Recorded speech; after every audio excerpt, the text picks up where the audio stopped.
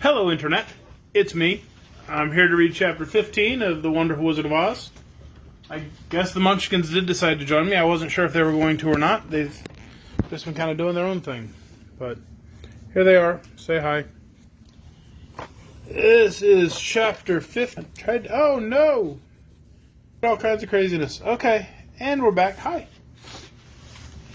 This is Chapter 15, The Discovery of Oz the Great and Terrible.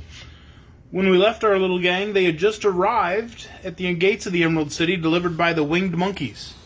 And Dorothy had discovered the charm of the golden cap thing and used it once to call the winged monkeys and have them take them to the Emerald City. So now we begin Chapter 15. The four travelers walked up to the great gate of the Emerald City and rang the bell. After ringing several times, it was opened by the same guardian of the gates they had met before. "What? Are you back again?" he asked in surprise. "Well, do you not see us?" answered the Scarecrow. "But I thought you had gone to visit the Wicked Witch of the West." "We did visit her," said the Scarecrow. "She let you go again?" asked the man in wonder.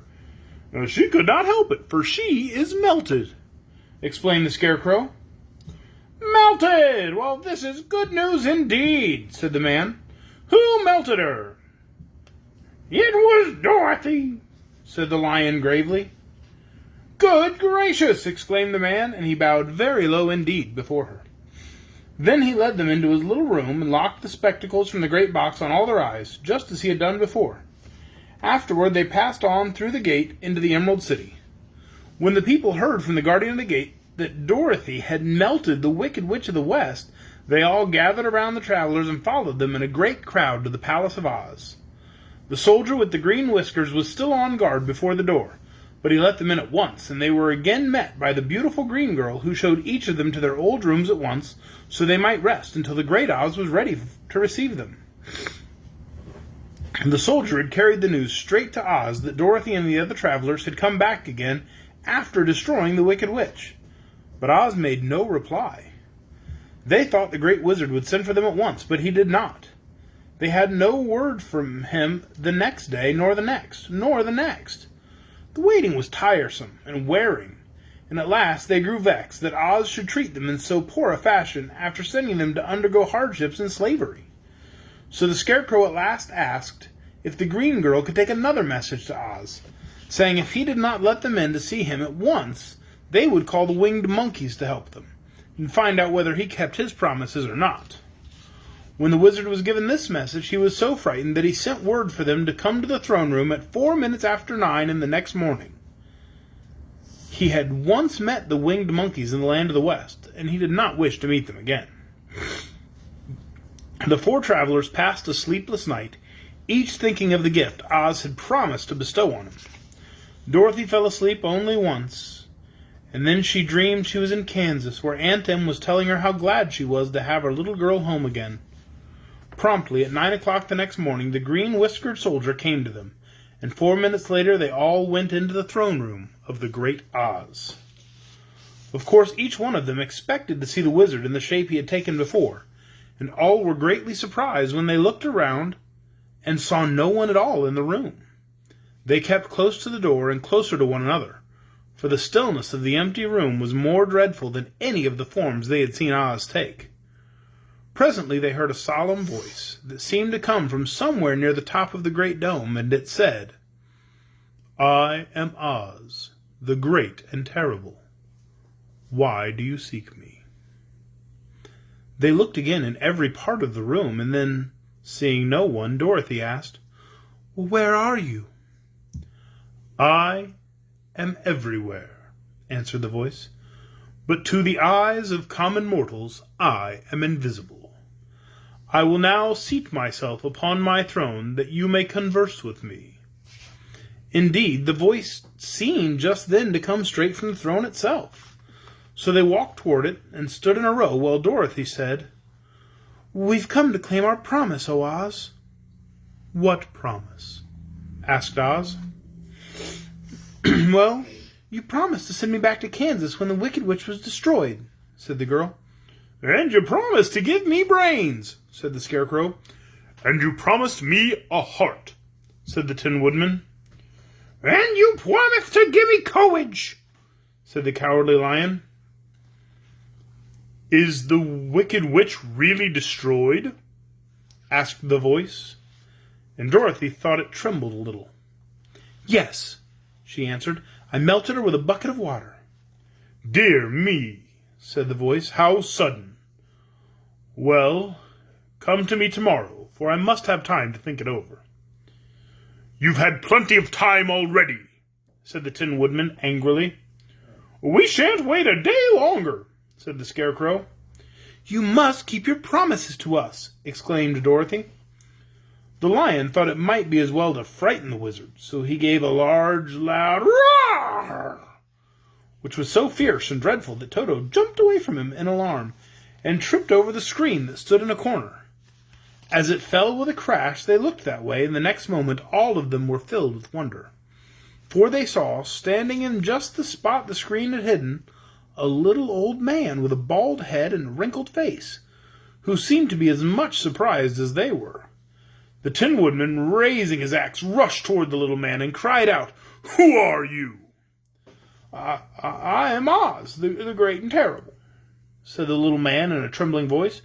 But don't strike me, please don't, and I'll do anything you want me to. Our friends looked at him in surprise and dismay.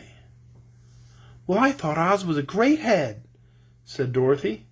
And I thought Oz was a lovely lady, said the Scarecrow. And I thought Oz was a terrible beast, said the Tin Woodman. And I thought Oz was a ball of fire, exclaimed the lion.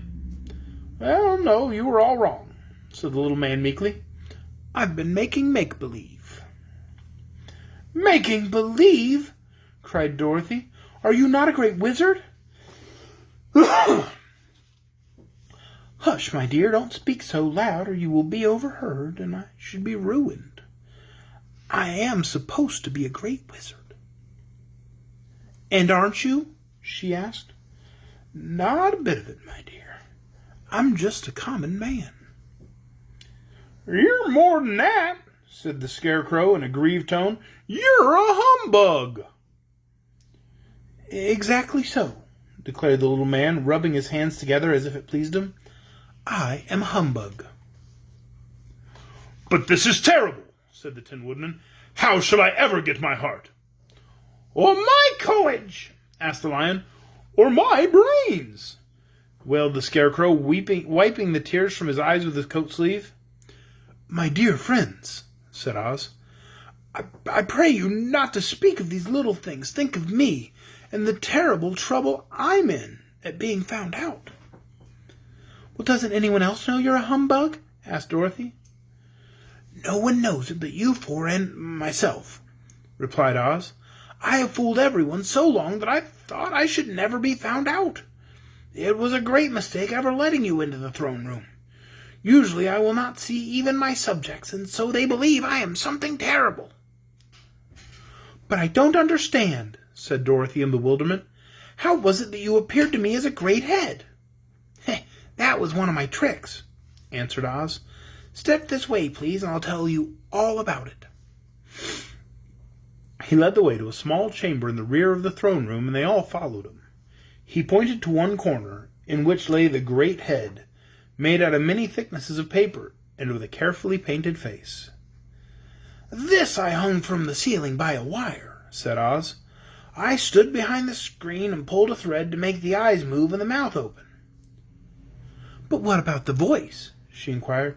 Oh, I'm a ventriloquist, said the little man. I can throw the sound of my voice wherever I wish, so that you thought it was coming out of the head. Here are the other things I used to deceive you. He showed the Scarecrow the dress and the mask he had worn when he seemed to be the lovely lady, and the Tin Woodman saw that his terrible beast was nothing but a lot of skin sewn together, with slats to keep their sides out. As for the ball of fire, the false wizard had hung that also from the ceiling. It was really a ball of cotton, but when oil was poured upon it, it burned fiercely. Really, said the Scarecrow, You ought to be ashamed of yourself for being such a humbug. I am. I certainly am, answered the little man sorrowfully. But it was the only thing I could do. Sit down, please. There are plenty of chairs, and I'll tell you my story. So they sat down and listened while he told the following tale. I was born in Omaha. Why, that isn't very far from Kansas, cried Dorothy. No, but it's farther from here, he said, shaking his head at her sadly. When I grew up, I became a ventriloquist, and at that I was very well trained by a great master. I can imitate any kind of bird or beast. Here he mewed a little like a kitten, that Toto pricked up his ears and looked everywhere to see where she was. After a time, continued Oz, I tired of that and became a balloonist. What is that? Asked Dorothy. A man who goes up in a balloon on circus day, so as to draw a crowd of people together and get them to pay to see the circus, he explained. Oh, she said, I know. Well, one day I went up in a balloon and the ropes got twisted so that I couldn't come down again. Went way up above the clouds, so far that a current of air struck it and carried it many, many miles away. For a day and a night I traveled through the air, and on the morning of the second day I awoke and found the balloon floating over a strange and beautiful country.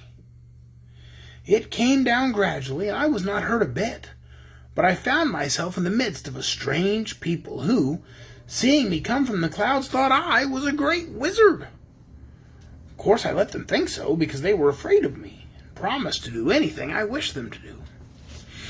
Just to amuse myself and keep the good people busy, I ordered them to build this city in my palace, and they did it all willingly and well. Then I thought, as the country was so green and beautiful, I would call it the Emerald City.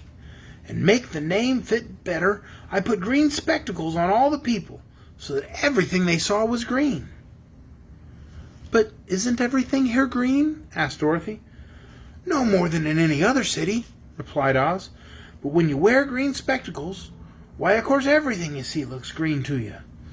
The Emerald City was built a great many years ago, for I was a young man when the balloon brought me here, and I'm a very old man now. But my people have worn green glasses on their eyes so long that most of them think it really is an Emerald City, and it certainly is a beautiful place, abounding in jewels and precious metals, and every good thing that is needed to make one happy. I've been good to the people, and they like me, but ever since this palace was built, I've shut myself up and would not see any of them.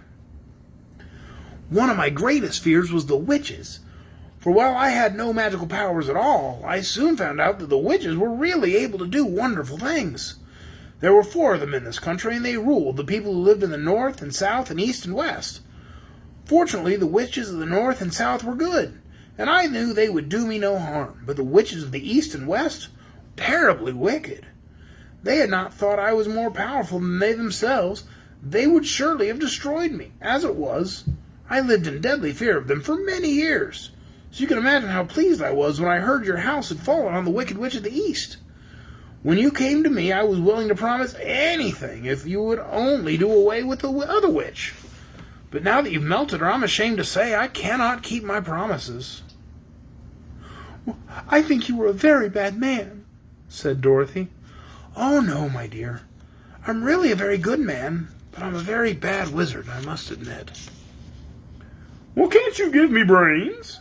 Asked the Scarecrow. You don't need them. You're learning something every day. A baby has brains, but it doesn't know much. Experience is the only thing that brings knowledge, and the longer you're on Earth, the more experience you are sure to get. Well, that may all be true, said the Scarecrow, but I shall be very unhappy unless you give me brains. The false wizard looked at him carefully. Well, he said with a sigh, I'm not much of a magician, as I said. But if you will come to me tomorrow morning, I will stuff your head with brains. I cannot tell you how to use them, however. You must find that out for yourself. Oh, thank you, cried the Scarecrow. I'll find a way to use them, never fear. But how about my courage? Asked the Lion anxiously. You have plenty of courage, I'm sure, answered Oz. All you need is confidence in yourself.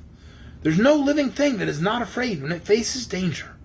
The true courage is in facing the danger when you are afraid, and that kind of courage you have in plenty." "Perhaps I have, but I'm scared just the same," said the lion. "I shall really be very unhappy unless you give me the sort of courage that makes one forget he is afraid." "Very well, I'll give you that sort of courage tomorrow," replied Oz. "How about my heart?" asked the Tin Woodman. "Why, as for that," answered Oz, "I think you're wrong to want a heart. It makes most people unhappy. If you only knew it, you are in luck not to have a heart." "That must be a matter of opinion," said the Tin Woodman. "For my part, I will bear all the unhappiness without a murmur, if you will give me a heart." "Very well," answered Oz meekly. "Come to me tomorrow, and you shall have a heart. I've played wizard for so many years that I may as well continue the part a little longer." "And now," said Dorothy, "how am I to get back to Kansas?" "We shall have to think about that," replied the little man. "Give me 2 or 3 days to consider the matter, and I'll try to find a way to carry you over the desert. In the meantime, you shall all be treated as my guests, and while you live in the palace, my people will wait on you and obey your slightest wish. There's only one thing I ask in return for my help, such as it is. You must keep my secret and tell no one I'm a humbug." They agreed to say nothing of what they had learned, and went back to their rooms in high spirits. Even Dorothy had hoped that the great and terrible humbug, as she called him, would find a way to send her back to Kansas, and if he did, she was willing to forgive him anything. And thus ends Chapter 15. Tomorrow night, we'll read Chapter 16, The Magic Art of the Great Humbug. He's hopefully going to grant these guys their wishes. Wouldn't that be cool? Hope you all have a great Memorial Day weekend, and I hope to talk to you again tomorrow. Bye.